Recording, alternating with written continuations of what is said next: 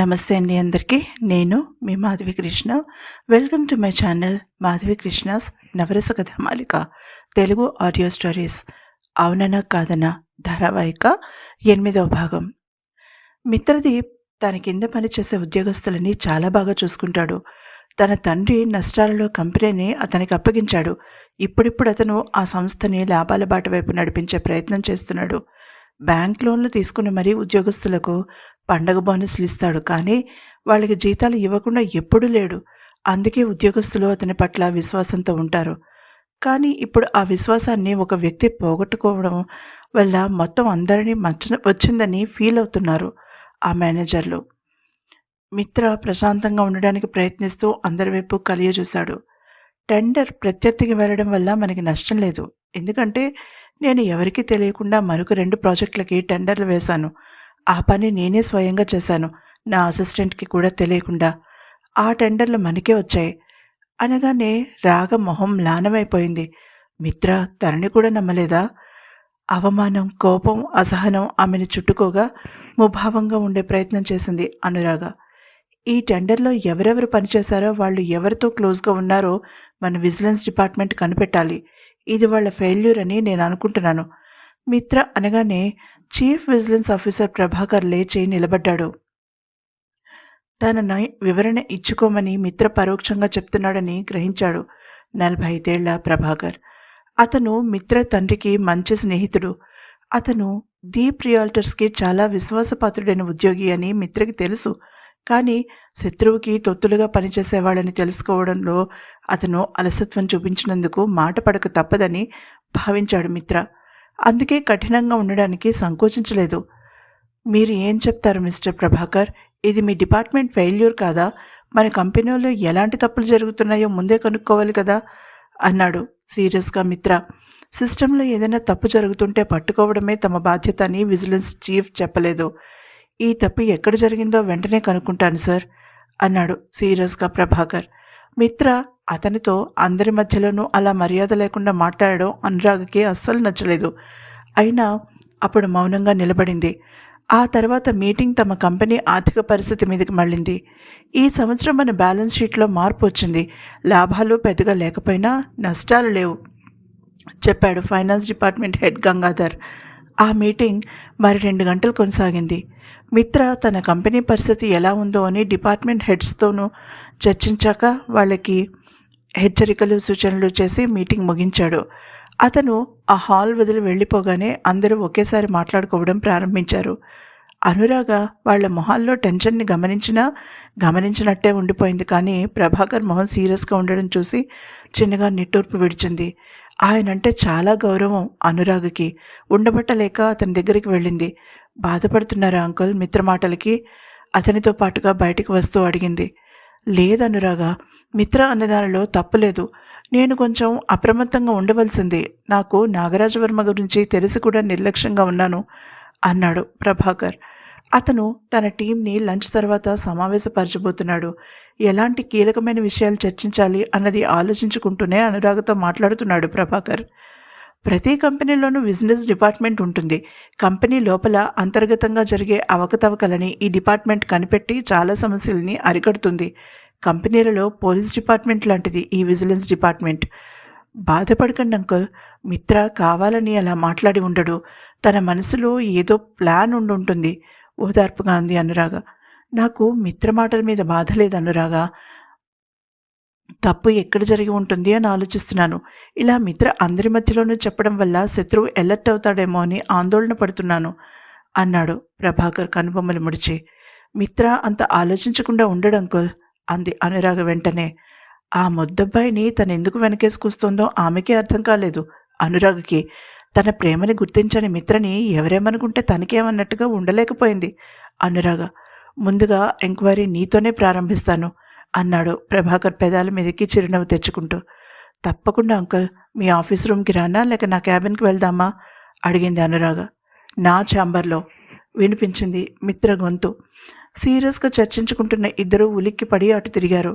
తమ సంభాషణ మొత్తం అతను విన్నాడని అతని ముఖ కవళికలు చెప్తుంటే అనురాగ మొహం ఎర్రబడింది. తనని ఆమె అలా సపోర్ట్ చేయడం అంత టెన్షన్లో కూడా మిత్రకి చిరునవ్వు తెప్పించింది. ఆమె కోసం తలుపు తెరిచి పట్టుకున్నాడు. ఇక తప్పక అడుగులు వేసింది అనురాగ. ప్రభాకర్ సీరియస్గా ఆమెని అనుసరించాడు. బాధెందుకు?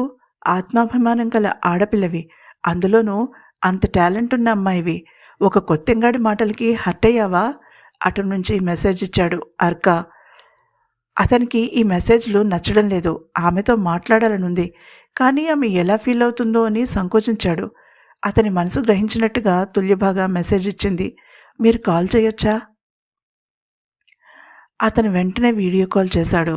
బ్లూటూత్కి కనెక్ట్ చేసుకో తుల్య అన్నాడు. ఆమెకి సైగ చేయడానికి సులువుగా ఉంటుందన్న ఉద్దేశంతో. ఆమె తల నిలువుగా ఊపింది. ఎక్కడున్నారు? అతని వెనుక ఉన్న గోడల్ని చూసి టైప్ చేసింది. ఏఐలో ఆర్క్కి వినిపించింది ఆమె టైప్ చేసినది. హాస్పిటల్లో అమ్మకి ఒంట్లో బాగాలేదు చెప్తున్నప్పుడు అర్క మొహంలో వెలుగు ఆరిపోయి అతని కళ్ళలో విషాదం నిండడం గమనించిన తుల్య బాగా సానుభూతిగా చూసింది. ఏమైంది? సైగ చేసింది. అతను సర్దుకున్నాడు. చిరునవ్వు పెదవుల మీదకి తెచ్చుకున్నాడు. ఇప్పుడు నా విషయం కాదు, నీ సమస్య తేలాలి. నీకు ఆ పెళ్ళికొడుకు నచ్చాడా? అడిగాడు అర్క ఆమె సమాధానం కోసం టెన్షన్గా ఎదురు చూస్తూ. అతను ఇంత సమస్యలో ఉండి కూడా తన గురించి ఆలోచిస్తున్నందుకు అతని మీద మంచి అభిప్రాయం మరింత హెచ్చింది ఆమెకి. ఏం చెయ్యను? టైప్ చేసింది. ముందు నేను అడిగిన దానికి సమాధానం చెప్పు. నచ్చాడా? అడిగాడు అర్క సీరియస్గా. ఆమె పెదాలు బిగించి నవ్వాపుకుంది. సందర్భం కాకపోయినా అతన్ని ఆట పట్టించాలన్న కోరికని ఆపుకోలేకపోయింది. బావున్నాడు టైప్ చేసింది. అతని మొహం ముడుచుకోవడం చూసి నవ్వింది. కానీ నాకు నచ్చలేదు. చేత్తో తనని తాను చూపించుకుని తల అడ్డంగా ఊపి చేతిని అటు ఇటు తిప్పింది. అతను తేలికగా ఊపిరి పీల్చడం స్పష్టంగా కనిపించింది ఆమెకి. అందంగా నవ్వింది. ఇప్పుడు చెప్పండి కళ్ళతో సైగ చేసింది తల ఊపుతూ. ముందు వాడి దగ్గరికి వెళ్ళు. వీడియో ఆఫ్ చేసుకో కావాలంటే సూచించాడు అర్క. పర్వాలేదు అన్నట్టుగా కళ్ళార్పి కళ్ళజోడు ముక్కు మీద నుంచి పైకి తోసుకుంది. అతను ఏం చెయ్యాలో చెప్తూ ఉండగా ఆమె తిరిగి లోపలికి నడిచింది. ఆమె టేబుల్ దగ్గరికి చేరుకునేసరికి పెళ్లి చూపులకి వచ్చినవాడు ఫోన్ మాట్లాడుతున్నాడు. నాన్న మూగది, ఎలా నాన్న భరించడం? అన్నిటికీ ఇలా గంగిరెద్దులో తల ఊపుతుంది. బయట ఎవరికైనా పరిచయం చేసినా ఏం మాట్లాడలేదు. అందమైన మొహం వెనుక ఎంతటి కుసంస్కారం ఉందో అతని మాటలు తెలియజేస్తున్నాయి. అంతవరకు నవ్వుతూ ఉన్న తుల్యభాగ మొహం తెల్లగా పాలిపోయింది. తుల్య, అలాంటి వెధవ మాటలు పట్టించుకోకు. ముందు వాడు ఏం చేయబోతున్నాడో తెలుసుకో తుల్య. అర్క మృదు గంభీరమైన కంఠం ఆమె చెవిలో వినిపించింది. ఆమె బేలగా చూసింది అర్క వైపు. అతను చిరునవ్వు నవ్వి కళ్ళతోనే ధైర్యం చెప్పాడు. అటు నుంచి మాటల ప్రవాహం ఆగనే లేదు. డబ్బుంటే సరిపోతుందా నాన్న? మాటలేని దాన్ని ఎలా చేసుకోవడం అన్నాడు అసహనంగా తుల్యభాగని చూడడానికి వచ్చిన ఆ కుసంస్కారి. అటు నుంచి అతని తండ్రి ఏమంటున్నాడో తుల్యభాగకి వినిపించలేదు, కానీ అతని మాటల్ని బట్టి అటునుంచి ఆయన ఏమన్నాడో ఊహించగలిగింది.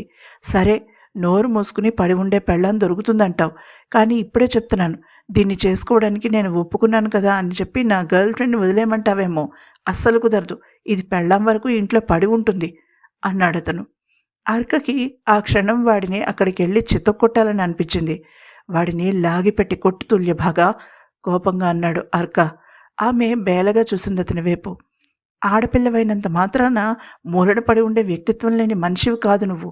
నీ సృజనాత్మకతతో అందమైన గాజు శిల్పాలని సృష్టిస్తున్నావు.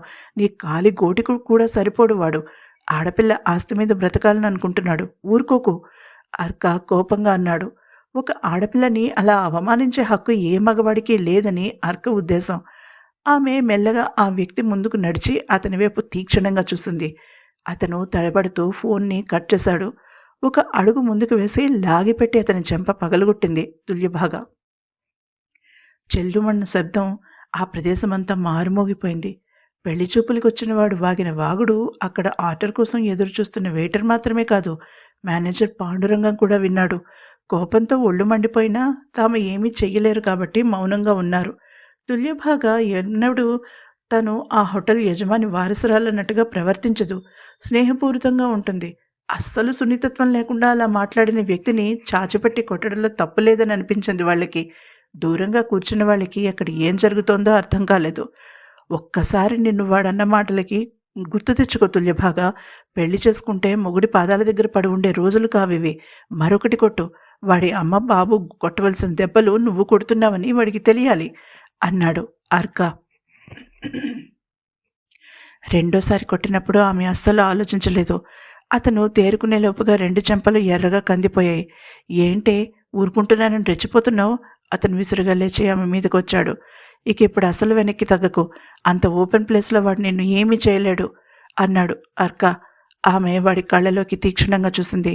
తన చేతిని చాచి చూపుడు వేలితో బయటికి వెళ్లే దారిని చూపిస్తూ వెళ్ళమన్నట్టుగా సైగ చేసింది. నేనెవరో తెలియక ఈ సాహసం చేశావు. నన్ను ఇక్కడికి పిలిచి అవమానించారు మీ తండ్రి కూతుళ్ళు. ఇంతకింత బదులు తీర్చుకుంటాను. ఈ వివేక్తో పెట్టుకుంటే ఏమవుతుందో చూపిస్తాను. హోటల్ సెక్యూరిటీ వచ్చి అతన్ని పక్కన నిలబడి అతన్ని బ్లాక్ చేయగానే కోపంగా అరిచాడు అతను. ఆమె సెక్యూరిటీ గార్డ్స్ వైపు చూసింది. వాళ్ళు అతని పెడరెక్కలు విరిచికట్టి బయటికి ఈడ్చుకెళ్ళిపోయారు. Good girl. ఇప్పుడు ఏమీ జరగనట్టుగా ఆనందంగా కూర్చుని నీకు ఏం తినాలనిపిస్తే అది తిను. భోజనాన్ని ఎంజాయ్ చేయి తుల్యభాగా. జీవితం చాలా చిన్నది. మనం ప్రతి క్షణాన్ని ఆనందంగా గడపాలి. ఇతరులకి ఉపయోగపడేలా చూసుకునే ముందు మనకి మనం ఉపయోగపడుతున్నామా లేదా అన్నది కూడా ఆలోచించాలి. అర్క చెప్తుంటే ఆమె తన ఆవేశాన్ని ఆవేదనని వదిలి ప్రశాంతంగా ఉండడానికి ప్రయత్నించింది. ఏది నీ మార్క్ అందమైన నవ్వొకటి విసిరి ఈ దీనుడి మీదకి అన్నాడు అర్క్ ఆమెని బుజ్జగిస్తున్నట్టుగా.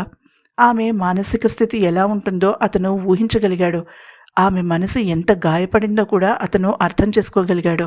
ఆత్మాభిమానం కలిగిన అమ్మాయి మాట పడవలసి వస్తే నరకమే. ఆ స్థితి ఎంత నరకమో తమకన్నా ఎవరికి బాగా తెలుసు? శత్రువు కూతురైనా ఆమెని అలా చూడలేకపోయాడు అర్కదీప్. ఆమె నవ్వడానికి ప్రయత్నించింది. తుల్యభాగా, వాడు అన్న మాటలని మనసుకు తీసుకుంటే వాడికి నువ్వు విలువ ఇచ్చినట్టే. ఒక విషయం చెప్పనా? ఆమె కళ్ళలోకి సూటిగా చూస్తూ అన్నాడు అర్క. ఆమె చిన్నగా తల ఊపింది. నవ్వితే నువ్వు చాలా అందంగా ఉంటావు. ముఖ్యంగా నీ కళ్ళు నవ్వితే నాకు చాలా ఇష్టం. అర్క తన మనసులో మాట నిస్సంకోచంగా చెప్పేశాడు. ఆమె మెల్లగా కుర్చీలో కూలబడి కళ్ళు వాల్చేసింది. ఇది అన్యాయం తుల్యభాగా అన్నాడతను. ఆమె చప్పున కళ్ళెత్తి అతని వైపు చూసింది. వెయిటర్ ఆమె ఆర్డర్ తీసుకునొచ్చి పెట్టాడు. కళ్ళు అందంగా ఉంటాయి అనగానే దాచేస్తున్నావు సీరియస్నెస్ నటిస్తూ అన్నాడు అర్క. ఆమె వెయిటర్ వైపు చూసి చిరునవ్వు నవ్వి ప్రయత్నం చేసి చిన్నగా తల ఊపింది థ్యాంక్ యూ అన్నట్టుగా. అతను వెళ్లేదాకా అర్క మాట్లాడలేదు. ఒక ఫోన్ తన గర్ల్ ఫ్రెండ్కి ఎలా ప్రపోజ్ చేస్తుంది చెప్పు ఉన్నట్టుండి అడిగాడు అర్క. తుల్యభాగా అయోమయంగా చూసింది అర్క వైపు. అతను హాస్పిటల్ గదిలో గోడ కానుకుని కూర్చుని మాట్లాడడం చూసింది. అర్థం కాలేదన్నట్టుగా తల అడ్డంగా ఊపుతూ అతని వైపు చూపించి సైగ చేసింది పెదవి విరిచి విచిత్రమైన శబ్దం చేస్తూ. నా చేతిలో ఉన్న మొబైల్ ఫోన్ నీ చేతిలో ఉన్న మొబైల్ ఫోన్ని పెళ్లి చేసుకుంటారని ఎలా చెప్తుంది అడిగాడు అతను నవ్వుతూ. ఏమో అన్నట్టుగా పెదవులు విరిచిందామె. ఆలోచించు, ఓడిపోతే నేను అడిగినది ఇవ్వాల్సి వస్తుంది సవాల్ చేస్తూ కవ్వింపుగా అన్నాడు. ఆమె వంపు తిరిగిన అందమైన కనుబొమ్మని ఎత్తింది. అబ్బా, నీ కళ్ళతోనూ అందమైన కనుబొమ్మల విరుపుతోనూ నన్ను చంపేస్తున్నావు తుల్య. కళ్ళు మూసి తెరిచి అన్నాడు అర్క. ఆమె పక్కున నవ్వింది. అతను తేలికగా ఊపిరి పీల్చుకున్నాడు. ఓడిపోయాను, సమాధానం చెప్పు టైప్ చేసింది తుల్యభాగా. రింగ్ ఇచ్చి అన్నాడు నవ్వుతూ. ఆమె కళ్ళు పెద్దవి చేసి చూసింది. నా ఫోన్ నీ ఫోన్కి ప్రపోజ్ చేయాలంటే ఒక రింగ్ ఇచ్చి ప్రపోజ్ చేస్తుంది. వేలికి పెట్టుకునే రింగ్ కాదు, ట్రింగ్ ట్రింగ్ రింగ్ కనుబొమ్మలో తమాషాగా ఎగరేస్తూ చెప్పాడు. ఈసారి ఆమె పకపక నవ్వింది. సర్దు చెయ్యని నీ నవ్వు నా మీద జాజులవాని కురిసినట్టుగా ఉంది తెలుసా అన్నాడతను. ఆమె చిరునవ్వుతో అవునా అన్నట్టుగా చూసింది.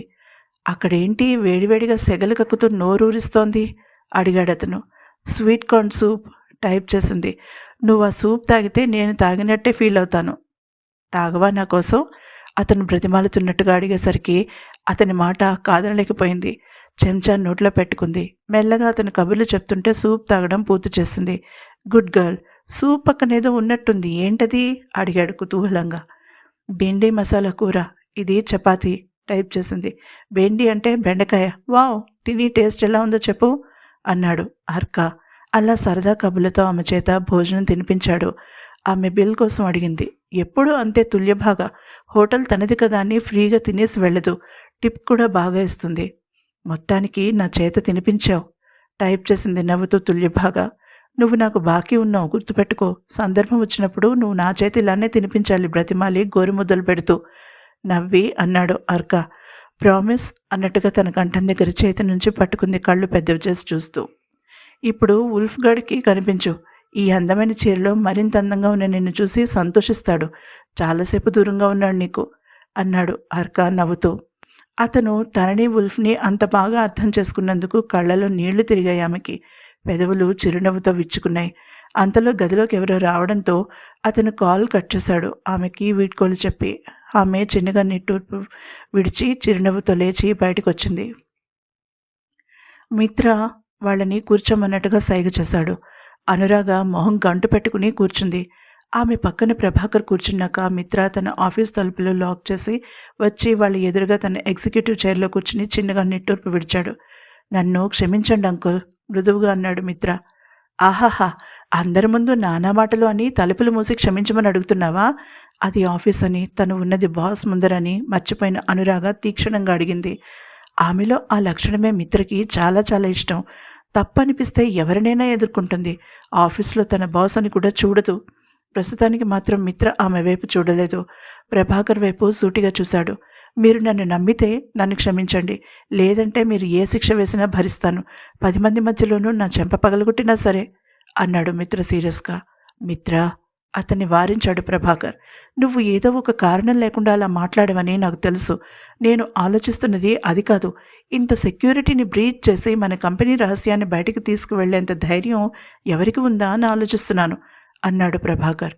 నాకు తెలుసు అంకల్, మీ ఆలోచనలు ఆధారంలోనే ఉంటాయని నేను ఊహించాను. ఇప్పుడు అసలు విషయంలోకి వస్తాను అంటూ అప్పుడు చూశాడు అనురాగ వైపు. ఆమె తననే కోపంగా చూస్తూ కింది పెదవిని మునిపంట బిగించి ఉంచింది. ఒకే ఒక్క క్షణం అతని చూపు ఆమె పెదవుల మీద నిలిచిపోయింది. అంతలోనే తను ఎక్కడ ఉన్నాడో గ్రహించినట్టుగా చూపు తిప్పుకున్నాడు. అనురాగ గుండె జల్లుమంది. అతని చూపుతో తనని ముద్దు పెట్టుకోవాలన్న కాంక్షని చూసిందా లేక తను భ్రమపడిందా? ఆమెకి అర్థం కాలేదు. మిత్ర కళ్ళు అభావంగా మారిపోవడంతో. ఇంతలో ఆమె ఫోన్ వైబ్రేట్ అయింది. ఆమె పట్టించుకోకుండా అతను చెప్పేది శ్రద్ధగా వినడానికి ముందుకు వంగి కూర్చుంది. మన ఆఫీస్లో మనకి వ్యతిరేకంగా ఎవరో పనిచేస్తున్నది ఇప్పుడు కొత్తగా జరిగినది కాదు అంకుల్ అన్నాడు మిత్ర సీరియస్గా. అంటే? ఆశ్చర్యంగా అడిగాడు ప్రభాకర్. అంటే నాన్న ఉండగానే ఈ మోసం జరగడం మొదలైంది అంకుల్. చాప కింద నీరులా కంపెనీని నష్టం కలిగించడానికి ప్రారంభించారు. సహజంగా కాంట్రాక్టులు కోల్పోతున్నారని నాన్నగారు భావించారు. కానీ నేను అర్క ఇక్కడికి రాగానే అనుమానించాము. మీకు చెప్పాలని అనుకున్నా మా అనుమానం నిర్ధారణ అయ్యే వరకు బయటికి చెప్పకూడదని అనుకున్నాం. ఈలోపుగా నాన్న పోవడం, అమ్మకి ఒంట్లో బాగోకపోవడం, హాస్పిటలైజ్ అవ్వడం జరిగిపోయాయి. కావాలనే ఆ ప్రాజెక్ట్కి టెండర్ని వేయించాను అనురాగ చేత. నేను అనుకున్నట్టే అది మనకి రాలేదు అన్నాడు మిత్ర. అనురాగ కళ్ళు భయంతో పెద్దవయ్యాయి. రహస్యం తన ద్వారా బయటికి వెళ్ళిందా? ఆమె చేతులు కంపించడం గమనించాడు మిత్ర. ఇప్పుడు మిత్ర ఏం చెప్పబోతున్నాడు? అనురాగ తప్పు నిజంగా ఉందా? తెలుసుకోవాలంటే తప్పకుండా తర్వాతి ఎపిసోడ్ని వినండి. ఈ ఎపిసోడ్ కనుక మీకు నచ్చినట్లయితే తప్పకుండా లైక్ చేయండి. అలాగే నా ఛానల్ని సబ్స్క్రైబ్ చేసుకోవడం మర్చిపోకండి. తిరిగి మరొక ఎపిసోడ్తో మళ్ళీ కలుసుకుందాం. అంతవరకు సెలవు.